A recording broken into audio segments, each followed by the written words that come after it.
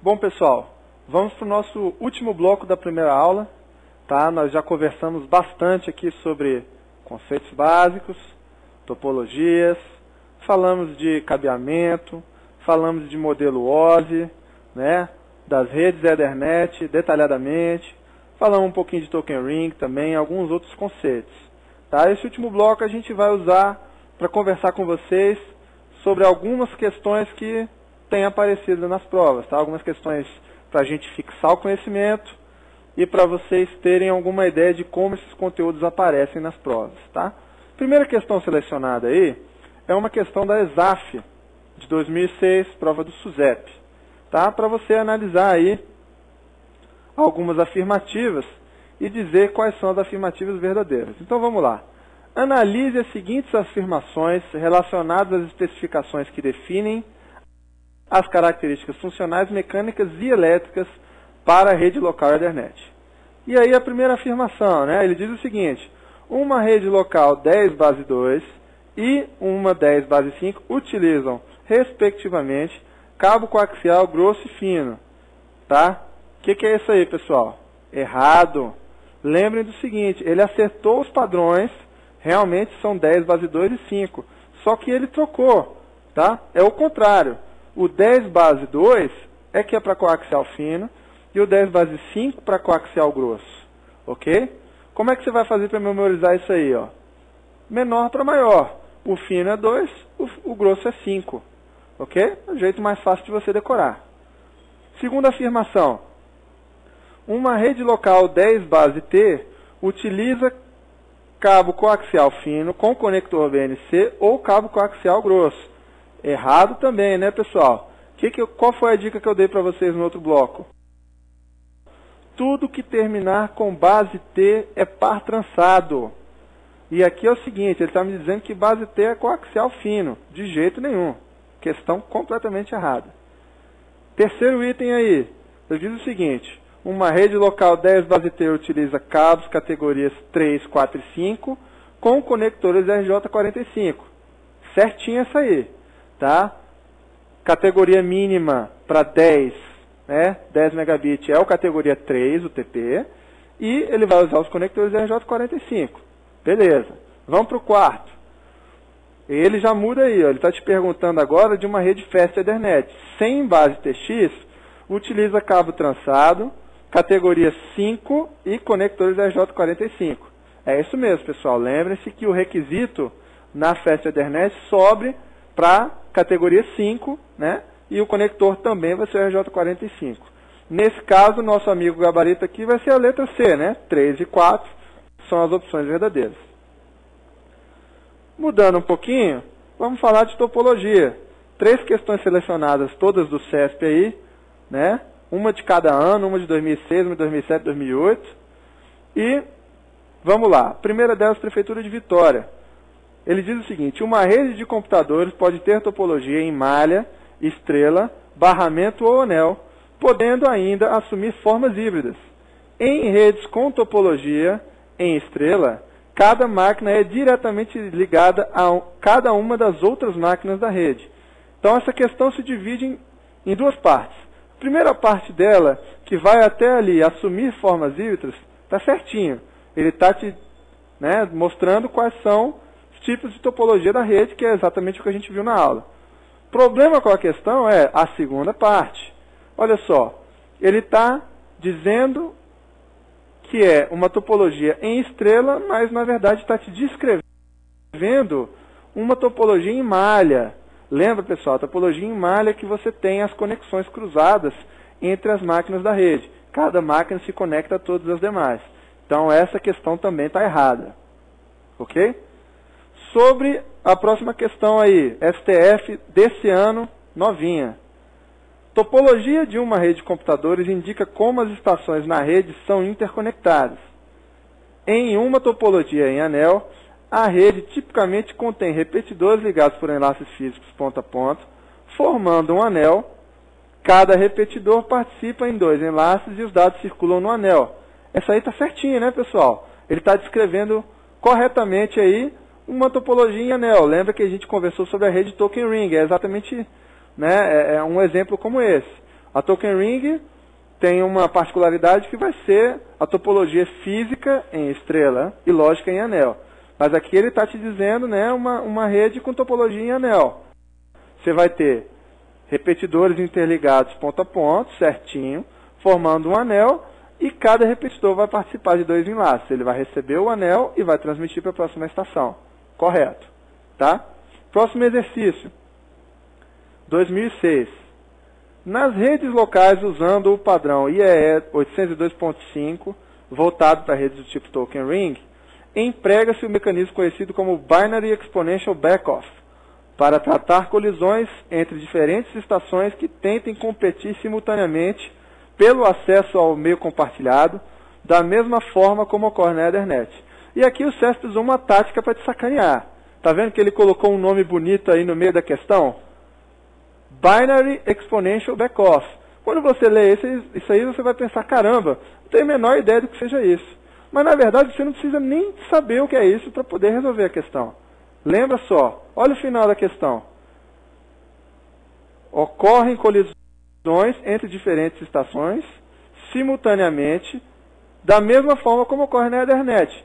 De jeito nenhum, pessoal. Lembra que na Ethernet você tem o CSMA-CD com topologia lógica de barramento, por isso que ocorre a colisão. No caso da topologia em anel, não. O Token Ring, você vai ter a máquina que está apoderada do token é que vai poder fazer a transmissão. Então, é uma forma bem diferente e não há colisão como há na Ethernet. A questão está errada. Continuando nossos exercícios, chegamos aqui na parte de Ethernet com 4 questõezinhas, algumas simples, para a gente, né, conversar. Primeira delas, FUB 2008. As redes Ethernet, definidas no padrão 802.3, não possuem mecanismo de detecção de colisão. Errado, né, pessoal? Lembre-se aí que tem, na rede Ethernet você tem o CSMA-CD como meio de tratamento das colisões. Tá? Próxima questão. O endereço de uma interface de rede Ethernet, denominado endereço MAC, possui 32 bits. E aí ele está exigindo que você decore mesmo. Você vai ter que lembrar do seguinte, olha, lá naquele frame Ethernet que a gente estudou na aula, cada campo de endereço tem 6 bytes, ok? Então, se ele tem 6 bytes, você faz a conta simples aqui, ó. Não pode ter só 32 bits, né? Se tem 6 bytes, você vai ter 48 bits. Questão incorreta. Próxima questão. Isso na prova da ABIN de 2004. O emprego de concentradores de cabeamento, ou conhecidamente hubs, né, em uma rede Ethernet com cabeamento 10 base T, permite mudar a localização física das estações de rede e detectar quebras de cabos de uma forma mais simples que nas redes com cabeamento 10 base 2 ou base 5. Pessoal, lembrando, 10 base T, tudo que termina com base T é par trançado. 10 base 2, 10 base 5, cabo coaxial. Como é que você liga no cabo coaxial? Cabo único com repetidores. E aqui o 10 base T, ele está usando, né, estrela, ok? Usando um hub. E é exatamente isso que acontece, né? Quando você usa 10 base T, você vai ter uma facilidade de localização, né, e de detectar quebras de cabos na rede, porque você vai ter só um nó isolado da sua rede, ok? A última questão de Ethernet aí é também de 2004. O padrão IEE 802.3 define um conjunto de tecnologias para redes locais conhecidos pelo termo genérico Ethernet.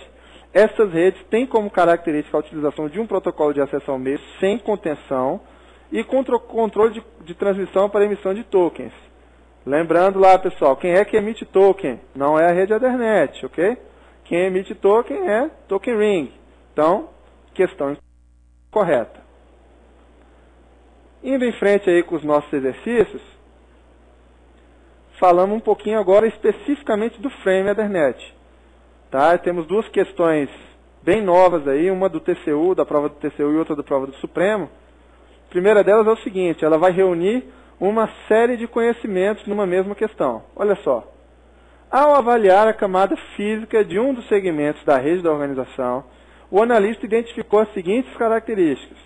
O método de acesso ao meio é o CSMA-CD, O meio de transmissão é par trançado com fio de cobre. A transmissão de quadros apresenta um preâmbulo, indicador de início de quadro, endereços, tamanho, sequência de validação. Nessa situação, é possível que a rede da organização seja do tipo Ethernet 802.3. Então vamos analisar um por um, ok? Método de acesso ao meio, CSMA/CD, é Ethernet? Ok. Meio de transmissão par trançado, a Ethernet usa, certinho. Quadro da Ethernet, aí você vai ter que lembrar do quadro. Tem preâmbulo, indicador de início, endereços, tamanho e sequência? Tem. Está tudo correto. Então, a afirmação dele no fim da questão está realmente correta. O gabarito dessa aí é certinho.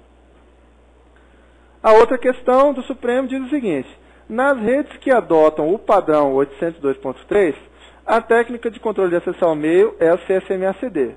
Os dados são transmitidos em quadros que contêm, entre outras informações, um preâmbulo para sincronização e endereços de origem e destino do quadro. Nota aí que para matar essas duas questões, o conhecimento que você precisa ter da matéria é mais ou menos o mesmo, né? Com as informações que a gente conversou lá na questão de cima, a questão de baixo já está resolvida. 802.3 vai usar CSMA/CD, né? Os dados são em quadros MAC e você tem preâmbulo, endereço e destino, dentre outras informações. A questão também está correta nesse caso. Passando para o próximo exercício aí, a gente vai fazer questões específicas que têm caído sobre o Gigabit Ethernet, já que é o padrão mais usado atualmente. Tá? Primeiro aí da Prefeitura de Rio Branco, são 3 questões. Primeiro vai te dizer o seguinte: o Gigabit Ethernet permite taxas de transmissão na ordem de 1 gigabit por segundo. Por esse motivo, o padrão Gigabit Ethernet não pode ser usado sobre cabos UTP. Está errado, né, pessoal? Cabo UTP é o quê? Cabo par trançado. Gigabit funciona, sim, com par trançado e fibra ótica. Então, essa aqui ele está te perguntando um conhecimento até simples. A próxima é o seguinte: o padrão 1000 base LX é definido para fibras monomodo. E aí, como é que você lembra de cada padrão? 1000 base L. L é de long. Tudo que for longo é fibra monomodo. Então, essa questão está correta. Isso aí você ia ter que lembrar mesmo. Uma outra questão. STJ 2004. No formato do quadro Gigabit Ethernet, o campo de extensão possui tamanho invariante pré-fixado que permite garantir uma mínima duração de operação, uma mínima duração de transmissão do quadro, o que é necessário para a operação em modo half duplex a 1000 megabits. Essa é a questão que eu chamo de quase certa. Ele está te levando a marcar um certinho essa questão. Por quê?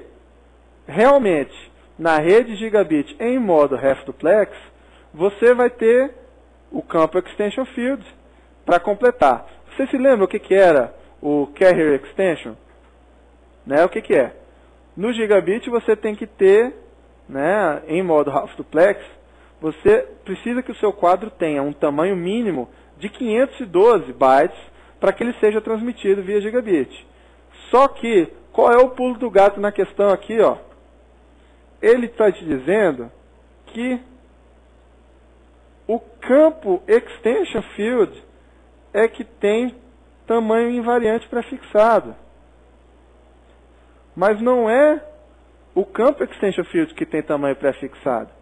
Na verdade, você tem um tamanho prefixado mínimo para o frame inteiro. Como os pacotes trafegam quantidades de dados variando entre 46 e 1500 bytes, você pode ter o Extension Field de vários tamanhos, até completar 512. Se o quadro for maior, você pode até não ter o Extension Field. Tá? Você tem aí uma série de opções. Então, atenção nesse tipo de afirmação do CESP aqui. ok? Para finalizar os nossos exercícios de fixação, vamos falar um pouquinho de modelo OSI, tá? Então, nós temos uma série de afirmativas aí, numa prova do CESP-TSE de 2006, que vai dizer o seguinte. Vamos lá um por um. Primeiro, uma entidade pode se comunicar com entidades em camadas acima ou abaixo no mesmo sistema. Uma entidade implementa protocolos que possibilitam a comunicação com outras entidades na mesma camada em diferentes sistemas. Então, vamos lembrar como é que é. A entidade da camada, comunicação acima e abaixo, serviços, comunicação com os pares, protocolos. Ele não está dizendo aqui que são serviços, mas ele está dizendo que se comunica com acima e abaixo. Essa afirmativa, por enquanto, correta. Vamos para o número 2. A camada de enlace provê a transferência confiável de dados entre sistemas conectados via múltiplos enlaces. Protocolos nessa camada podem garantir a sincronização e detecção de erros, mas não o controle de fluxo. E aí é o seguinte, pessoal, está errado. Por quê? Vocês se lembram que a camada de enlace tem duas subcamadas. A camada MAC, que é a camada de acesso ao meio, e a camada LLC, que é a camada que controla, né, a segmentação de frames e etc. Na camada LLC, o seu protocolo de camada 2 pode implementar controle de fluxo sim. Tá? Não é só controle de erro. Então, esse finalzinho dessa afirmativa está incorreto. Vamos para o número 3. A camada de rede provê uma comunicação que independe das tecnologias de chaveamento e de transmissão usadas. Protocolos na camada de rede não podem ser responsáveis por estabelecer, manter e encerrar conexões. Essa aqui, pessoal, também está errado. Lembrem o que eu comentei com vocês nos protocolos de camada de rede. Ele normalmente não é orientado à conexão, mas existem alguns protocolos da camada de rede que são sim orientados à conexão, que é o caso, por exemplo, do X25 que eu citei no outro bloco, se lembram? Protocolo de telefonia. Ele é um protocolo de camada de rede voltado, né, orientado à conexão. Então ele vai estabelecer, manter e encerrar conexões. Essa também está incorreta. Vamos para o número 4. A camada de transporte possibilita a comunicação confiável para a troca de dados entre processos de diferentes sistemas. Ok, é isso mesmo que a camada faz. O tamanho e a complexidade de um protocolo de transporte dependem dos serviços da camada de rede. E aí ele tá te questionando se você sabe realmente os conceitos da modelo OSI. A camada de rede vai fornecer serviço para a camada de transporte? Vai. Ela é a camada imediatamente inferior à camada de transporte. O tamanho e a complexidade do protocolo dependem do serviço da camada de rede? Dependem. Veja só, se na camada de rede você já pode implementar controle de erro e controle de fluxo dos dados, dependendo da finalidade do seu protocolo de transporte, você talvez não precise aí de um controle de erro e de fluxo tão complexo. Então, o tamanho e a complexidade realmente vai depender do serviço que é fornecido pela camada de rede. Tá? Essa está correta. E a quinta, a camada de apresentação vai definir a sintaxe usada entre entidades de aplicação e possibilita a seleção e modificação da representação usada. Essa camada resolve diferenças nos formatos e representação dos dados. Lembrem lá, qual é a palavra-chave para a camada de apresentação? É um grande tradutor. Se ele faz tradução, é exatamente isso aqui, ó. Resolve diferenças nos formatos e representações de dados e seleção e modificação da representação usada. É exatamente isso aí o que a camada de apresentação faz. Então essa está correta. Tá? O nosso gabarito vai ser o quê? Estão corretos 1, 4 e 5, então vai ser a letra C. 3 itens estão corretos. Tá? Com esse último exercício a gente finaliza o nosso primeira aula, né? Espero que vocês tenham conseguido absorver bastantes conhecimentos básicos aí da parte de redes e Ethernet, né, do nosso modelo OSI, e eu encontro vocês na próxima aula. Obrigado.